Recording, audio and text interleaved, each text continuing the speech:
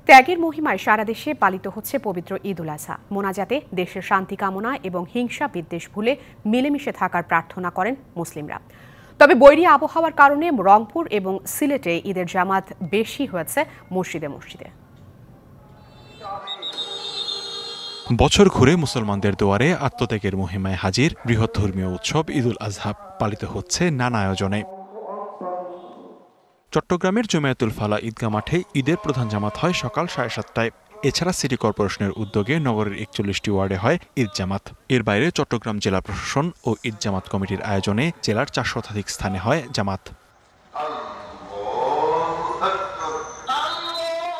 বরিশালে ঈদ উল আজহার প্রধান জামাত অনুষ্ঠিত হয় কেন্দ্রীয় হিমায়তুদ্দিন ঈদগাহ ময়দানে। এছাড়া বড় জামাত হয় চরমোনাই দরবার শরীফ ও উজিরপুরের গুঠিয়ায় বায়তুল আমান জামে মসজিদ কমপ্লেক্সে। পবিত্র ঈদ উল আজহার জামাত আদায় করলাম, জামাতের সাথে নামাজ আদায় করলাম।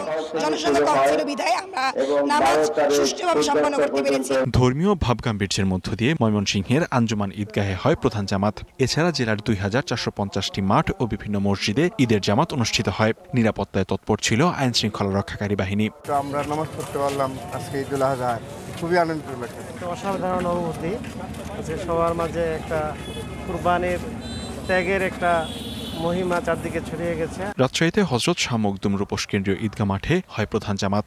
অংশ নেন রাজনৈতিক নেতাকর্মী সহ সর্বস্তরের মুসল্লি। নামাজ শেষে মোনাজাতে দেশের শান্তি কামনা করা হয়। খুলনায় সার্কিট হাউস ময়দানে হয় প্রধান জামাত।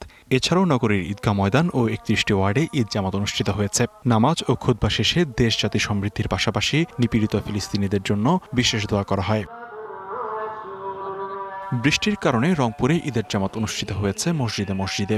সকাল 8:30টায় নগরীর জেলা মডেল মসজিদ ও ইসলামিক সাংস্কৃতিক কেন্দ্রে। নামাজ শেষে মোনাজাতে মুসলিম উম্মাহ ও দেশের শান্তি কামনা করেন মুসল্লিরা।